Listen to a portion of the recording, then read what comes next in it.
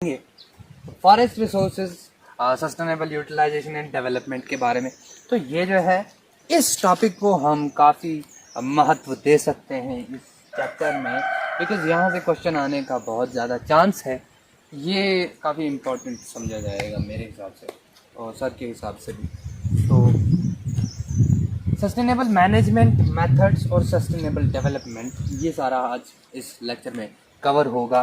तो सबसे पहले हम ये बता दें कि सस्टेनेबल होता क्या है। The word sustainable, what does the word sustainable means?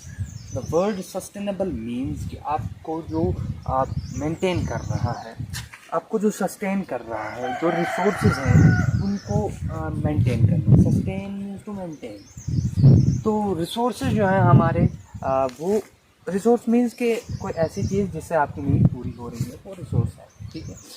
तो फॉरेस्ट रिसोर्सेज मीन्स कि फॉरेस्ट से जो नीड्स पूरी हो रही हैं, तो फॉरेस्ट भी एक रिसोर्स ही है, ठीक है। तो फॉरेस्ट रिसोर्सेज को हम किस तरह से मेंटेन करेंगे, मेंटेन मीन्स कि किस तरह से हम उसको यूज़ करेंगे इन दैट मैनर कि वो हमारी नेक्स्ट जनरेशन के लिए भी बचे, और उसको बचाएं किस तरह, और उसको दोबारा से रिजनरेट कैसे करें, बिकॉज ये जो है बहुत ज़्यादा ख़त्म हो रहा है।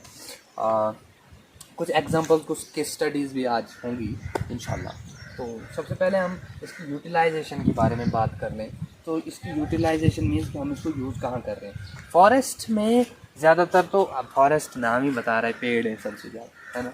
तो पेड़ों से जो प्रोडक्ट्स निकाले जाते हैं, वैक्स, वुड, बार्क, स्पाइसेस, उसके बाद ग्रास, लाइव स्टॉक के लिए चीज़ें एट्सेट्रा, फ्यूल, टिम्बर वगैरह जो भी है, तो ये सारी चीज़ें फॉरेस्ट ख़त्म कर रही है ना। थर्मोडायनेमिक्स का फर्स्ट लॉ है ना कि कोई भी चीज़ जो एनर्जी होगी वो ख़त्म नहीं होगी, तो वहाँ से ट्रांसफ़र हो रही है ना, वहाँ ख़त्म हो रही है ना, यहाँ आ रही है ना। तो मीन्स कि ये एक हिसाब से फॉरेस्ट रिसोर्सेज को तबाह कर रहा है। बढ़ती पॉपुलेशन की वजह से ऐसा हो रहा है। That is the main reason, क्योंकि जितनी ज़्यादा पॉपुलेशन बढ़ेगी उतनी ज़्यादा डिमांड भी बढ़ेगी ना फॉरेस्ट रिसोर्सेज की। तो जाहिर है हम जितना ज़्यादा फॉरेस्ट रिसोर्सेज लगाएंगे उतना ज़्यादा ही यूटिलाइज कर पाएंगे, वरना कम होगा तो फिर तो स्कैसिटी होनी ही होनी है। तो यूटिलाइजेशन मीन्स कि आप यूज़ क्या कर रहे हो उसका, ठीक है। तो आप सही तरीके से यूज़ कर रहे हो कि नहीं, द गुड यूज़ में यूटिलाइजेशन, यस। और डेवलपमेंट हम कहेंगे कि वो उसको किस तरह से हम और तरक्की याफ्ता बना सकते हैं। अब तरक्की याफ्ता क्या, रोड बनानी है तरक्की याफ्ता मीन्स जंगल की हैबिटेट की या उसका एनवायरनमेंट बहुत अच्छा होना चाहिए। हमें पोल्यूशन नहीं करना, हवा में भी और पानी में भी और ज़मीन पे भी। ज़मीन पे होगा तो पेड़ उगेंगे नहीं, पेड़ नहीं उगेंगे तो मीन्स वहाँ जंगल नहीं बनेगा। तो I think you are relating. उसके बाद बात करेंगे sustainable management. Sustainable management means कि हम किस तरह से मैनेज कर रहे हैं उन रिसोर्सेज को जो हमें सपोर्ट करते हैं। तो उन रिसोर्सेज को सपोर्ट करने, जो सस्टेनेबल मैनेजमेंट है, तो उन चीज़ों को उन चीज़ों को मैनेज करना जो हमें सपोर्ट करती हैं, हमारी लाइफ को सपोर्ट करती हैं।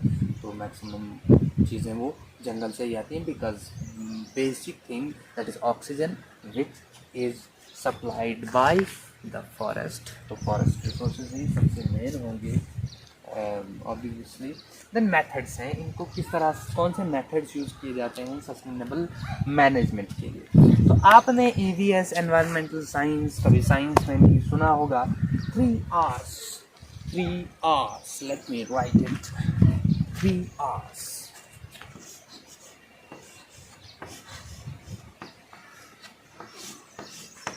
That means reduce, reuse, recycle. Reduce, reuse and recycle.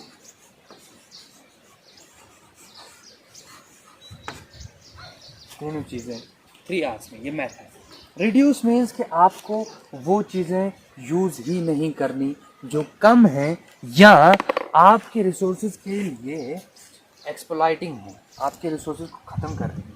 अब जो कम है मीन्स कि आपको यूज़ उनका कम करना है। जैसे टिम्बर को आप रिप्लेस कीजिए किसी और चीज़ से, आप गैस यूज़ कीजिए, स्टोव यूज़ कीजिए, इलेक्ट्रिसिटी यूज़ कीजिए on place of wood as a fuel. तो दैट मीन्स आपने रिड्यूस किया। अब ये चीज़ वो होगी जो आपके पास थी, तो रिड्यूस क्या किया आपने, लकड़ी। बट आपके फॉरेस्ट को नुकसान पहुंचाने वाली चीज़ को रिड्यूस करना मीन्स कि आप पॉलीथीन को यूज़ नहीं करो। कैसे कि आप घर से थैला लेके जाओ, वही पुराना पीपा बजाऊंगा आपके सामने में, वही बोलूँगा कि घर से थैला लेके जाओ, पॉलीथीन दुकानदार से नहीं लो। अगर लो भी तो उसको बार बार यूज़ करो, और बार बार यूज़ करने पर अगर वो फट जाए तो उसका कुछ बना लो, उसको फेंको मत, वगैरह वगैरह। इससे हमारे एनवायरनमेंट में नुकसान होता है। तो ये आप सुन कर पक गए हैं, बट अब एग्ज़ाम में भी आपको पूछ लिया है, तो अप्लाई करना आपका काम था। ये बहुत इम्पॉर्टेंट चीज़ है, अप्लाई करना चाहिए इसको, बिकॉज़ एक अकेला बंदा इसका कुछ नहीं कर सकता, बट मिलजुल के इसे भगाया जा सकता है, इसे रिड्यूस किया जा सकता है, इन तीनों पे अमल किया जा सकता है। बात आ जाए रिसाइकलिंग की, तो रिसाइकलिंग ये जो है रिसाइकलिंग इंडस्ट्रीज़ की मदद से होता है शहरों में। बट होता क्या है, इसमें म्यूनसिपल कमेटी वेस्ट को उठाती है, उसको ले जाके रिसाइकलिंग इंडस्ट्री को देती है, या फिर उनका अपना डंप होता है। जो कबाड़ी वाले वगैरह होते हैं वो जो है प्लास्टिक को उठाते हैं, या फिर उन रिसोर्सेज को उठाते हैं, जो कहाँ ले जाते हैं ये इंडस्ट्रीज़ में, और वहाँ पर उनको रिसाइकल किया जाता है और नया बिजनेस क्रिएट स्टार्टअप वगैरह होता है। खैर वो तो बात आ गई प्लास्टिक की, बट हम बात कर रहे हैं किसकी, रिसोर्सेज की, रिसाइकलिंग द सस्टेनेबल रिसोर्सेज। तो आपने क्या किया, आप के घर में वुड का फर्नीचर है फॉर एग्जांपल, वो आया कहाँ से, जंगल से नहीं, फर्नीचर की दुकान से। तो वहाँ पे कहाँ से आया, कारपेंटर ने लाया। कारपेंटर ने कहाँ से लाया, जंगल से लाया। तो मीन्स कि अगर आप के घर का फर्नीचर टूट जाता है, या फिर वो हाँ टूट ही जाता है, और क्या चांस है उसमें, और क्या चला जाएगा कहीं, टूट जाएगा, नहीं टूट जाएगा तो उसको आप कुछ और बना लो, या फिर उसको यूज़ करो, उसको फेंके ना, उसको जलाएं, यूं ही जलाएं ना। मीन्स कि अगर फ्यूल यूज़ कर रहे हो तो वो फिर थोड़ा अलग चीज़ है, मैं उसके बारे में क्या कहूँ। तो रिसाइकल वो हुआ, मीन्स कि आप चीज़ों से चीज़ें बना रहे हो। देन ये आगे तीनों मेथड्स। अब है सस्टेनेबल डेवलपमेंट मीन्स कि हम कौन से तरीके अपना रहे हैं अपनी रिसोर्सेज को बचाने के लिए, और अपने रिसोर्सेज को सही तरीके से इस्तेमाल करने के लिए। उस चीज़ को हम कहते हैं सस्टेनेबल डेवलपमेंट। ठीक है, हम किस तरह से कंट्रोल करते हैं उन चीज़ों को, तो वो सारी चीज़ें जो हैं वो सस्टेनेबल डेवलपमेंट में आ जाती हैं। देन हमारा नेक्स्ट टॉपिक होगा चिपको आंदोलन एंड गंगा एक्शन प्लान, और उसके बाद हम इथेनो बॉटनी भी कर लेंगे। इस तरह से हमारा चैप्टर हो जाएगा खल्लास, और अगले चैप्टर की तरफ मूव करेंगे हम, यूटिलाइजेशन ऑफ प्लांट्स पार्ट 1। तो बने रहिएगा हमारे साथ इस सिलेबस के एंड तक। हमें दीजिए इजाज़त, खुदा हाफिज़।